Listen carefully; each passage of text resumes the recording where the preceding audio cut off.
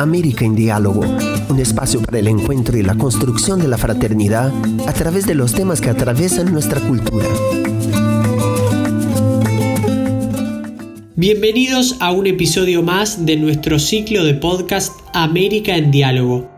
La propuesta de hoy es pensar la comunicación con las herramientas que se ponen en juego y como clave de diálogo.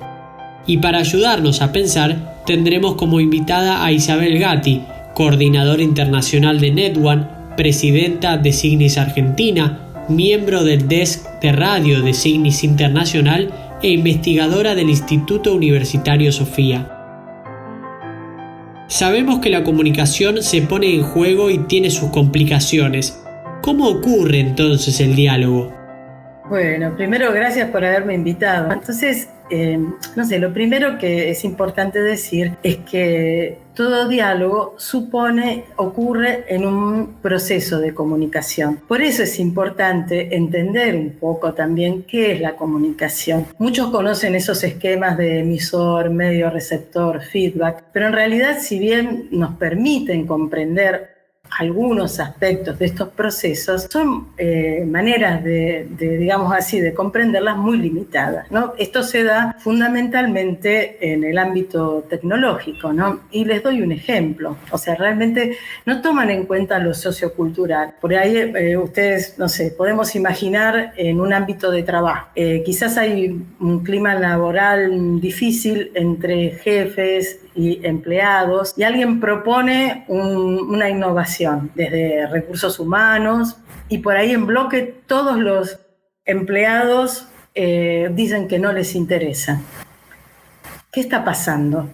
Si nosotros usamos el esquema tradicional de la comunicación, hubo un mensaje, fue correctamente ofrecido, hubo un feedback porque está la respuesta, pero encontramos que hubo un obstáculo. Podemos hacer algunas hipótesis que nos permiten comprender lo que ocurrió. Puede haber sucedido que a lo mejor esta reforma fue explicada en un lenguaje difícil. Después también puede haber ocurrido que con anterioridad se les propusieron otras reformas que no se concretaron en nada. A lo mejor hace pocos días se despidió un grupo de gente y entonces esta innovación puede ser leída como una reestructuración, o quizás el motivo de los motivos pueden estar mal pagos. Entonces vos nunca podés hacer una reforma en el ámbito de trabajo para mejorar el clima, etcétera, en este tipo de contexto. Isabel, ¿cómo podríamos orientarnos en estos procesos en la comunicación y poder plantearnos una mejor posición para el diálogo? Hace poco leía los trabajos de un psicólogo alemán, Jules von Thun, que decía, ¿no?, que cuando nosotros estamos iniciando una comunicación, de algún modo es como si habláramos con cuatro bocas, sí, no solo con esta, ¿no?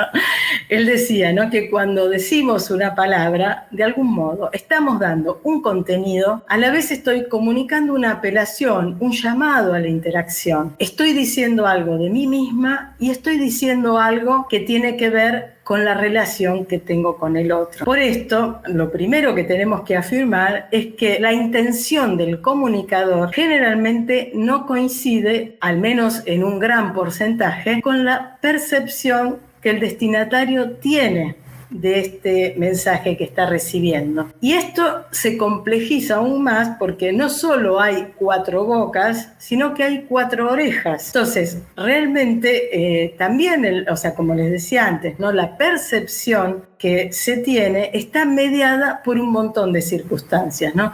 Este teórico planteaba que hay cuatro, pero probablemente podríamos afinar más y encontrar otras cuestiones. Por esto es importante afirmar que hace parte de la comunicación humana el conflicto, el no comprender bien lo que el otro puede estar comunicando. Y se imaginan cuando esto se abre a cuestiones que tienen que ver con las instituciones, con el mundo cultural en general. Ahora, esto no quiere decir que sea una misión imposible. Estamos de acuerdo en este sentido que la percepción está mediada por diferentes circunstancias. Ahora bien, en los conflictos a veces el mayor miedo es no saber cómo enfrentarlos. ¿Hay algún tipo de consejo que puedas darnos para poder entender cómo podemos acercarnos a los demás? Una de de los primeros tips que se pueden dar para afrontar procesos de diálogo es poder hablar sobre la situación de comunicación. Lo que se suele denominar una metacomunicación. Ahora, para poder afrontar estas crisis, ¿qué tipo de preguntas pueden orientar el proceso? Preguntas de este tipo, de preguntarnos qué querías decir con lo que vos decías, cómo ves la realidad, cuáles son tus ideas, tus conceptos, cómo comprendiste lo que yo estaba diciendo. Ahora, es muy importante prepararse para un proceso de estas características. Por mi parte, tengo que preguntarme, ¿con qué actitud estoy afrontando esto? ¿Para defenderme o para poder conocernos mejor? ¿Para hacer crecer nuestra relación? Lo gestual refleja un 80% de la comunicación. Si con el 20%, es decir, con mi palabra, estoy diciendo que quiero dialogar, pero con el 80% pienso otra cosa, esto se percibe. Hoy nos encontramos con diferentes conflictos sociales en América Latina en donde existe este término de las grietas. ¿Cómo podemos ampliar lo que nos propones a la comunidad social? Me encanta esta pregunta que haces porque de alguna manera es una búsqueda personal también, pero también de algunas comunidades en las que estoy inserta. ¿Cómo poder, dar un aporte, algo a este dolor tan grande que vivimos como sociedad? Y en este tiempo estoy siguiendo mucho las propuestas de Guadalupe Nugués, una neurobióloga, que trató de comprender por qué se estaban potenciando estos desencuentros en nuestras sociedades.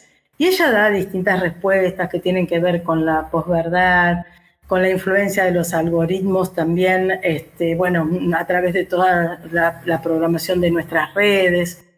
Y es interesante porque justamente ella se propone, para fortalecer la vida democrática, la libertad de expresión, algunas acciones que me gustaría recuperar, ¿no? Ella dice que frente a esta vida tribal de unos contra otros, una de las cosas que podemos hacer es favorecer el pluralismo, hacer que el disenso se vuelva visible, porque dice, si nosotros no valoramos realmente que las personas piensen en forma diversa, realmente no podremos llegar a verdaderos consensos. Otra cuestión otra actitud, otro tip que podríamos promover es buscar y escuchar las voces de las personas que no nos gustan, que piensan distinto que nosotros. Otra cuestión que propone es separar las ideas de las personas. ¿En qué sentido? Toda persona merece respeto, pero ella tiene una frase que a mí me encanta, que dice que las ideas, en cambio, tienen que ganarse ese respeto, para que de ese modo podamos encontrar las mejores ideas. Y finalmente propone algo, invita a custodiar nuestras conversaciones para que de verdad puedan fortalecer nuestros vínculos interpersonales, institucionales y socioculturales. Isabel, te agradecemos por ayudarnos a pensar en estas herramientas de la comunicación en clave de diálogo y pensarla como una misión posible. América en Diálogo es una producción de Ciudad Nueva Latinoamericana y Caribeña. Muchas gracias y hasta la próxima.